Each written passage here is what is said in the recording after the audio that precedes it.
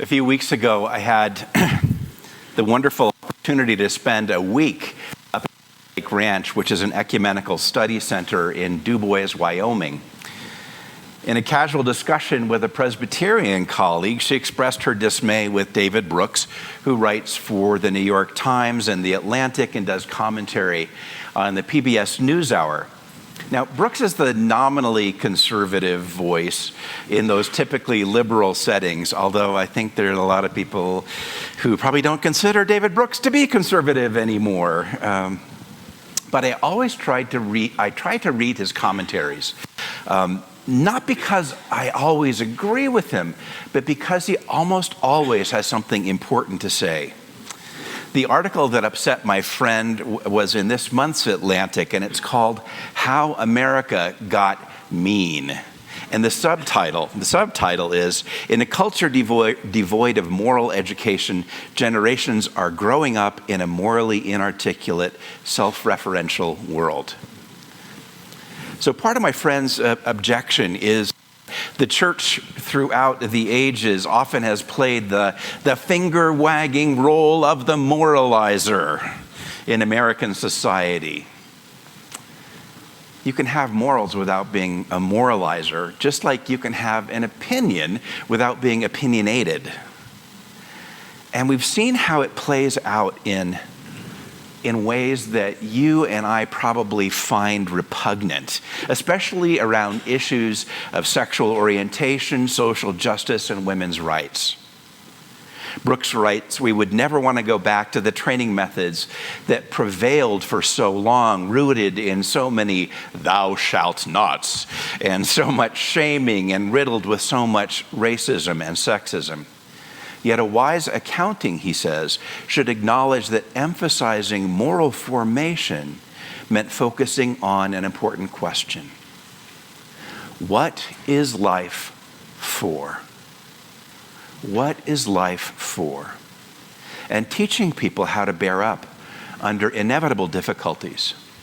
A culture invested in shaping character helped make people resilient by giving them ideals to cling to when times got hard. And don't we all need a little more resilience? Brooks's article made me wonder how we in the United Church of Christ and also how we here at Plymouth have done in terms of moral formation, not just for our young people, but for us grown-ups as well. You know, the second step in our three-phase mission statement is where moral transformation and moral formation lives, inviting, transforming, and sending. Every one of us is ripe for spiritual and for moral growth, whether we're 6 or whether we're 96. I think what we do in the progressive church does have something to say about moral life. And we're at a critical moment in our nation's history as meanness, isolation, self-centeredness, unfettered dog-eat-dog capitalism, and a patent disregard for our fellow humans and for the precious planet that God has entrusted to us have become culturally normative. What we have to say may sound vastly different than what other Christians have to say. The church as a whole, and Plymouth in particular, are in a unique position to help engage a journey of countercultural transformation that moves people in the opposite direction of those unwelcome social norms. Our mission here at Plymouth includes a strong commitment to social justice, but it's more than that. Our mission includes spiritual connection to God and one another, but it's more than that. Our faith has a lot to say about the biggest questions that we ask about what gives life meaning, how to find joy rather than simple self-satisfied happiness, how we're meant to relate to one another and be responsible stewards of God's world and the wealth that God has entrusted to us. If the voice of progressive churches like our own don't fill the vacuum in that moral void, it will be filled by other voices. It'll be filled by the siren song of advertising that lures us toward the rocks of capitalistic ruin. The cry of I, me, mine will drown out we, us, ours. The out of balance individualism that takes no account of the other will win out over the value of real community. Here's what's filling the vacuum. David Brooks points out that 74 million people saw the former president's morality and saw presidential timber. That's a strong barometric reading of the moral outlook of a lot of Americans. And I find that even more telling and more worrying than the individual morality of the former president. So my friends, as progressive Christians, where do we turn for a moral compass? What are the values that you hope to inculcate in our youth, in our kids, in ourselves, and in the overall culture in which we live? For me, the words of Jesus in the Beatitudes, in the 6th chapter of Luke and the 5th chapter of Matthew, are absolutely central. And I even think our old friend, the Apostle Paul, has some wisdom for us in this morning's reading. Hear what he has to say. Let love be genuine. Or as another translation puts it, love should be shown without pretending. This is self-giving love. This is agape love, not sentimental or romantic love. Genuine love is costly love. Love that means sometimes you put another person's needs ahead of your own. Genuine love means being willing to sacrifice something for the good of the other. Hate what is evil and hold fast to what is good. You know, I think we can get caught up in trying to put our fingers on what evil is and what is evil. So you might want to just focus your energy on giving that energy to what is good, that encourages growth in people, in communities, and in creation. Love each other with mutual affection. That's one translation. And Paul uses the Greek word Philadelphia, brotherly love. So I think that a good modern English parallel might be love one another as if you were family. I see that happening at Plymouth all the time. And not just within the membership of this congregation, but for people who are experiencing homelessness, for refugees, for immigrants, and even for CSU graduate students. Do not lag in zeal, Paul says, and be ardent in spirit and serve the Lord. In other words, put your faith into practice. Don't just say one thing and then go do something else. So there's an involvement fair out there today that invites you to become active in something that moves your faith forward. Paul knows that part of the human condition is suffering, but he isn't satisfied to just leave it at that. Rather, he encourages us to have hope, to be patient, and to keep on praying. He doesn't say whether prayer changes God or whether prayer changes us. But my experience is that it helps in either case.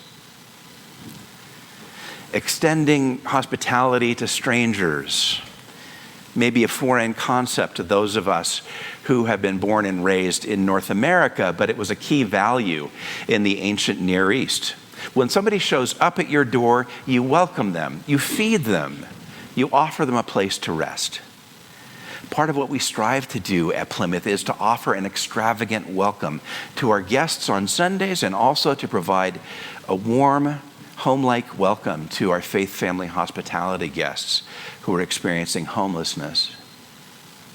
Paul encourages us to support one another financially.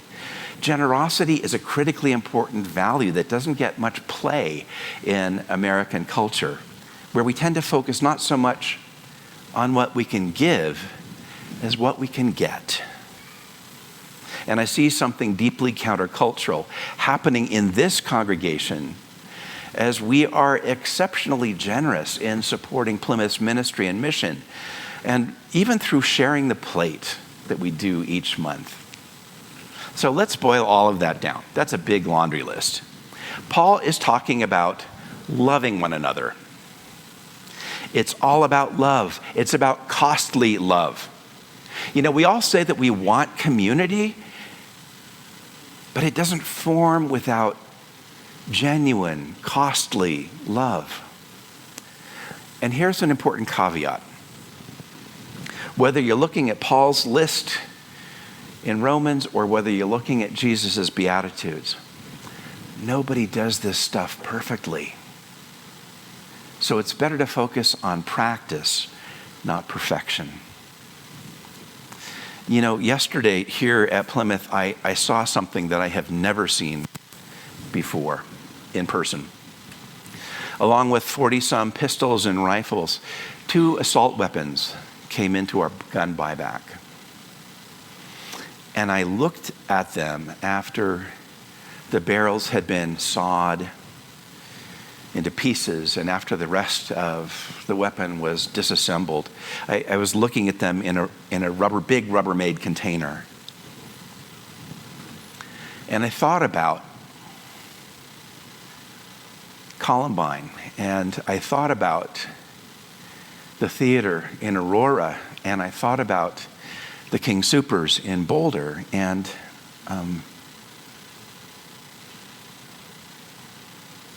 it's heartrending to see these weapons and to think that they were designed for one purpose: